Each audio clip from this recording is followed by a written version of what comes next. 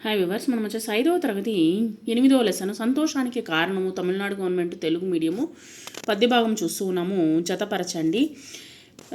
ఇక్కడ వచ్చేసి ప్రభువు లారీ గోళ్ల వల్ల, తర్వాత వచ్చేసి వదిలేస్తే కొమ్మ ఎక్కి పక్క సలుపు, తర్వాత వచ్చేసి పక్క సలుపు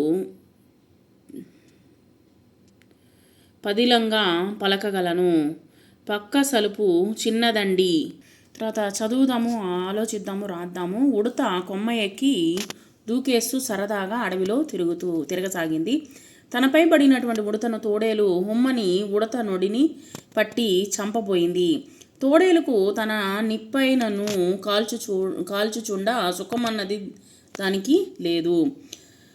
ఇతరులకు కీడు చేయని ఉడతను సంతృప్తికి లోటు అనేటువంటిది లేదు. విడదీసి రాయండి. ఉడతమ్మ, ఉడత ప్లస్ అమ్మ, నాకేమిటి, నాకు ప్లస్ ఏమిటి, నిరాయుధులు, నిరా ప్లస్ ఆయుధులు, నాకొక్కటి, నాకు ప్లస్ ఒక్కటి. ప్రశ్నలు జవాబులు. ఉడత తోడేలుపై ఎందుకు జాలిపడింది? ఉడత కొమ్మలు ఎక్కి దూకుతూ అడవిలో సరదాగా తిరుగుతూ ఉంది. అంతలోనే పట్టు తప్పి కింది తోడేలుపైన జారి పడింది. తనపైన పడినటువంటి ఉడతను చూసి తోడేలు ఏమని పలికింది? తనపైన పడినటువంటి ఉడతను చూసి తోడేలు తొందరపడి చంపకుండా ఇలా పలికింది: నిన్ను విడిచిపెట్టాలంటే నా యొక్క సందేహాన్ని తీర్చాలి అని పలికింది. తోడేలు ఎందుకు సంతోషంగా లేదు? తోడేలు క్రూరత్వం వల్ల సుఖము అన్నది లేకుండా ఉంది. ఉడత ఎందుకు సంతృప్తిగా ఉంటుంది? ఉడత ఎప్పుడు ఇతరులకు అపకారం అనేటువంటి చేయదు. అందుకే ఉడత సంతృప్తిగాను ఆనందంగాను జీవితాన్ని గడుపుతూ ఉంది. ఇక్కడ భాషను గురించి తెలుసుకుందాము. క్రింది పేరా చదవండి. పేరాలో నామవాచకాలు, సర్వనామాలు, విశేషణాలు క్రింది పట్టికలో రాయండి. ఇక పారాగ్రాఫ్ చదవండి. చూడండి. కాకతీయ సామ్రాజ్యాన్ని పాలించినటువంటి వారిలో రుద్రమదేవి గొప్ప రాణిగా పేరు పొందారు.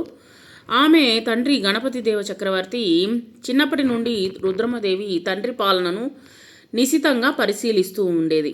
గణపతి దేవుడు ఆమెను కొడుకు వలె పెంచాడు. అన్ని విద్యల్లో శిక్షణ ఇప్పించాడు. తండ్రి తర్వాత రుద్రమదేవి కన్న తల్లిలాగా రాజ్యాన్ని పరిపాలించింది. ప్రజల అభిమానాన్ని చూరగొంది. ప్రజలకు రుద్రమదేవి అంటే అమితమైనటువంటి భక్తి. ఇక్కడ భాషను గురించి తెలుసుకుందాము. ఇక్కడ చూడండి. నామవాచకము కాకతీయ, రుద్రమదేవి, గణపతి దేవ చక్రవర్తి. సర్వనామము వారు, ఆమె, అన్నీ. తర్వాత విశేషణాలు వచ్చేసి గొప్ప, విద్య, శిక్షణ, కన్నతల్లి, అభిమానము, అమితమైన శక్తి.